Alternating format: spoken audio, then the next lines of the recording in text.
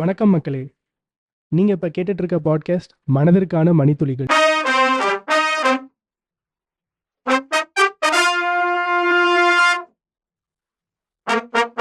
இது ஒரு audio podcast. அறுபடை வீடு மருத்துவக் கல்லூரி மற்றும் மருத்துவமனையின் மனநல பிரிவின் ஒரு புதிய மைல்கல்.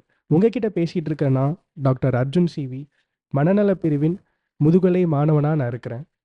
இந்த பாட்காஸ்ட்ல மனதை பற்றியும் மனதை சூழ்ந்த விஷயங்களை பற்றியும் அதன் விழிப்புணர்வை மக்களிடையே கொண்டு போய் சேர்க்கறதா இந்த பாட்காஸ்டின் மைய கருத்தா இருக்கு.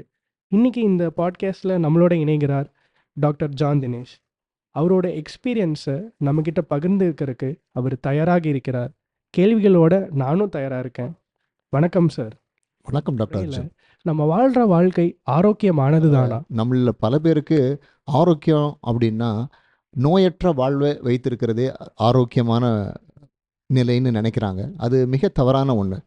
உலக சுகாதார நிறுவனம் ஒருவர் நோய் இல்லாமல் இருப்பதை மட்டுமே அவர் ஆரோக்கியமாக இருக்கிறார் என்பது என்று கூறவில்லை. ஒருத்தர் முழு உடல் நலத்துடன் முழு மனநிலையுடனும் மற்றும் முழு சமூக நலத்துடன் இருப்பது மட்டுமே ஒருவர் ஆரோக்கியமாக இருக்கிறார் என்பதை குறிக்குது என்பதை உலக சுகாதார நிறுவனம் அறிவுறுத்துகிறது. தனிப்பட்ட முறையில் நான் என்னோட நண்பருக்கு இந்த மாதிரி மன அழுத்தம் மனசோர்வு ஏற்பட்டாலோ அல்லது எனக்கே தனிப்பட்ட முறையில் ஏற்பட்டாலோ நான் என்னோட நண்பருக்கும் எனக்கும் என்னென்னலாம் சொல்லி அதை மன அழுத்தத்தை தீர்வு காணலாம் அப்படின்றத பற்றி உங்களோட எக்ஸ்பீரியன்ஸில் சில கருத்துக்கள் சொல்லுங்கள் சார். மன அழுத்தம் இல்லாமல் இருக்கணும். அதாவது மென்டல் ஹெல்த் எக்ஸசைஸ் நம்ம எல்லாருக்குமே நம்மளுடைய ஃபிசிக்கல் எக்ஸசைஸ் தெரியும். ஸோ ஜிம்முக்கு போய் ஒர்க் அவுட் பண்ணுறது, ஸ்ட்ரெச் எக்ஸசைஸ் பண்ணுறது உடலுக்கு ஆரோக்கியத்தை கொடுக்கும்.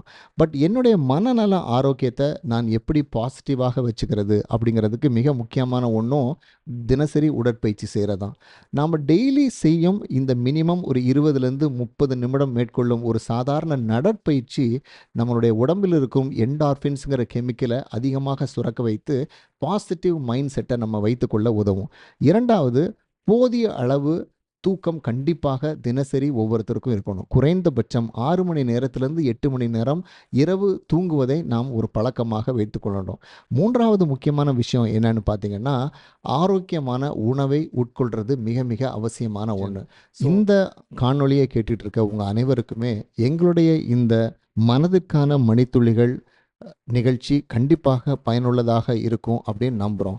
இது புதிய துவக்கம் மட்டுமே. வரப்போகிற காலங்களில் இன்னும் பல மனநலம் சார்ந்த பிரச்சனைகளை உங்களிடத்தில் நாங்கள் கண்டிப்பாக கொண்டு வருவோம். அதுவரை உங்களிடத்திலிருந்து விடைபெறுவது doctor John Dinesh, doctor Arjun. நன்றி, வணக்கம். நன்றி, வணக்கம்.